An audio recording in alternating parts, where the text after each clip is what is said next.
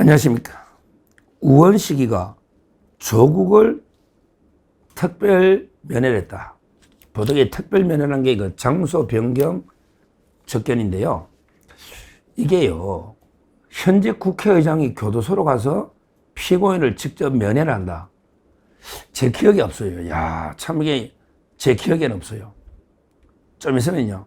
좀 있으면 이게 이재명이가 조국이 면회하러 갈 것 같아.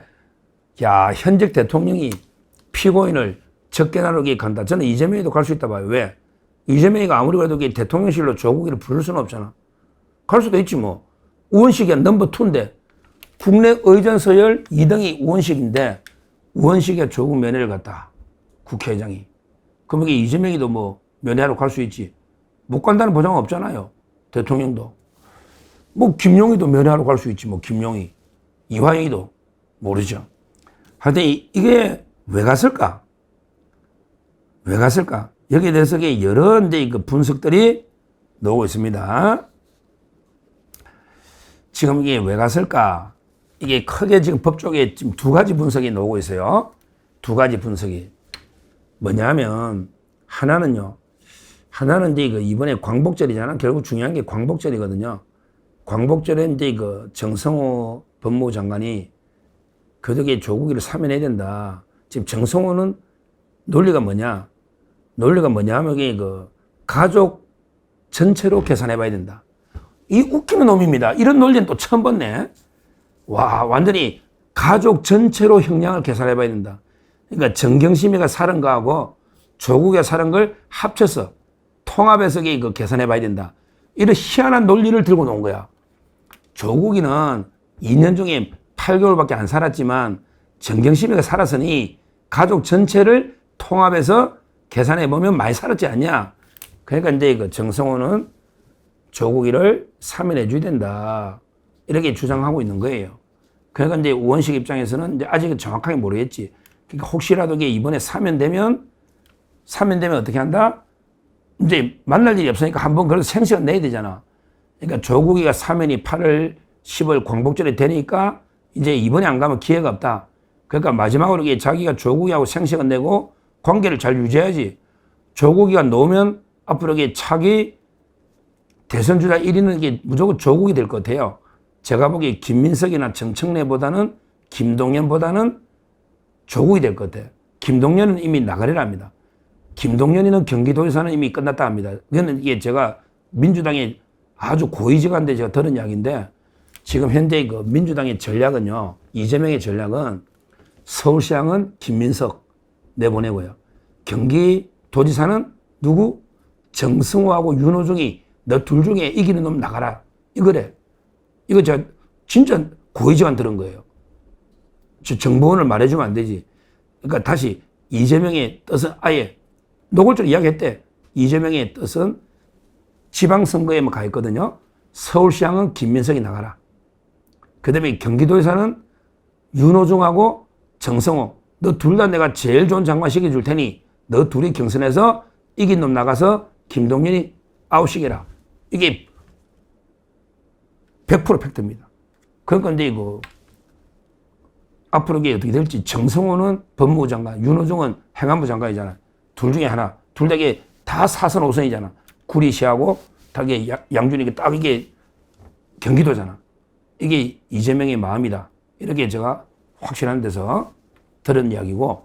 하여튼 중요한 거는 그게 아니고 이제 우원식 입장에서는 어떻든 저떻든 그래도 대선 1위는 조국이가 저는 압도적으로 놓을 거로 보거든요. 이재명 이제 끝났으니. 그러니까 이제 우원식 입장에서는 에이, 사면되면 놓으면 이게 이제 앞으로 면회도 못 가는데 내가 한번 이게 나오기 전에 마지막 하면 교도소 가가지고 조국이하고 그래도 이게 위로해주고 격려해주면 그래도 이게 좋은 관계 유지하니까 한번 생식 내자. 이렇게 해서 갔다. 이게 첫째, 이게 통설이고 이게 일반적 견해예요. 근데 이제 두 번째 입장은 어떤 입장이냐. 뭐냐면 이게 우원식이가 좀 감을 잡은 게 이번에 조국에 못 논다고 보는 거야. 이번에 8.15는 좀 빠르네. 8.15 광복절은 좀 빨라. 좀 이게 연말 아니면 3.1절이야. 광복절은 아니고 성탄절이나 3.1절이야. 이렇게 주장하는 사람도 많거든요. 이재명의 마음은 그리 가 있대. 그러니까 그것도 이게 좌파도 좀 틀리지. 이재명이는 조국 사면에 탐탁지가 않아. 왜냐하면 이게 누구든지 권력 초에, 집권 초에 조국이가 막 날개치고 호랑이 등에 날개 달고 설치면 이재명이가 모든 관심은 조국이한테 간다고. 차기 권력으로 가거든. 그러니까 근데 이재명 입장에서는 조국이 좀 더 있는 게 좋아. 솔직히. 그게 이유예요. 그게. 다른 것보다. 조국이 놓으면 뭐 이게 비난 여론 이런 거 떠나서 조국에 녹아 설치는 거 꼴보기 싫은 거지. 너네 교도 좀 더 있어. 지금은 내 시대야. 지금은 이게 이재명이 태양이 하나밖에 없는데 조국이 네 놓으면 좌파의 태양이 두 개면 그러면 이게 빛이 반분되잖아. 그러니까 이재명이는 조국 사면을 싫어하는 거예요. 그러니까 이제 우원식 입장에서 조국이 이번에 못 놓으면 엄청나게 낙담하고 힘들고 막 또 이재명에 대해서 섭섭하고 공개할 수도 있는데 내가 좀 달래줘야 되겠다.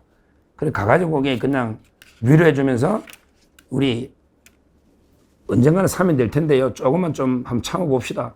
앞으로 우리가 검찰 개혁도 하고 있고 뭐 또 우리 명예회복 시켜줄게요. 이 검찰 조작 수사 아닙니까?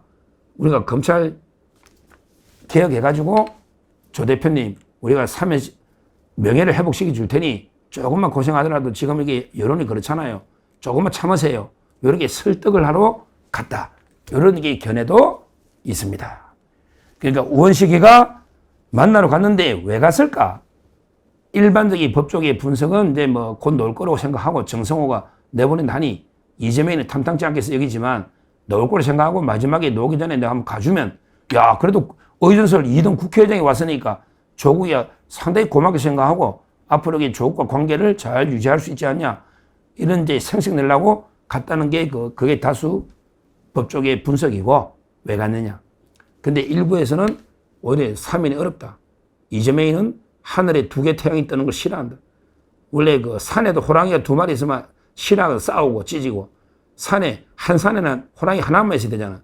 근데 조국이가 놓으면 이게 물론 좌파산입니다. 좌파라는 산에서 조국이 놓으면 이게 이재명이하고 호랑이 두 마리가 되면 이재명도 이게 싫으니까 따라서 이게 사면을 안 해준다. 그러니까 이제 우원식이가 우리 사면 안 해주면 이게 조국이가 삐질 수도 있고 배신감 느끼잖아. 그러니까 이제 찾아가 가지고 오히려 이게 조국을 상당히 좀 위로하고 좀 이게 회유도 하고 그래서 그런 역할을 하려고 간 게 아니냐 이런 게 분석도 있습니다. 모르겠어요. 조국이 사면해줄지 안 해줄지 아직도 이게 이재명 측에서는 사면을 좀 꺼리는 여러 이유가 있는데 근데 정성호는 또 사면을 상당히 밀어붙이고 있는 법무부의 분위기는 이런 상황이거든요. 진짜 잘 모르겠어요. 저도 이게 잘 모르겠어요. 제 개인적으로 조국이 사면 될지 안 될지 이번에 8일 후에 한번 이게 관심을 가지고요. 하여튼 어떤 경우든 조국에 사면되면요. 이재명한테는 치명타다. 이거는 중요합니다. 제가 이재명 지지율의 폭락의 계기가 몇 개 있다고 그때 4가지 계기 이야기 기억나실 거예요. 제가 그저께 방송에 이재명이 지지율이 폭락할 수 있는 게 바로 미국의 관세 협상이 파탄나면 폭락하죠. 그 다음에 두 번째 인사 참사하면 폭락하죠. 그 다음에 특검이 개망나니 수사한 피로감에 폭락할 수 있어. 네 번째가 사면이 했잖아. 조국이나 김용이나 이화영이나 막 사면하다가 지지율이 폭락할 수 있는 이런 게 리스크가 있거든요. 아마 이게 할지 안 할지는 모르지만 만약에 이재명이가 조국 사면하면요. 이재명의 지지율은 바로 50% 이하로 좀 떨어질 가능성이 있다. 왜? 국민들이 조국 싫어하니까. 거기다가 조국이가 전면적으로 정치 중심에 서면 이재명이 1극이 좌파 내에서 1극이 무너지면요. 이재명의 레임덕은 계속 올 수 있다. 이렇게 저는 분석하고 하여튼 사면 여부는 한번 지켜보시면 되겠습니다. 감사합니다.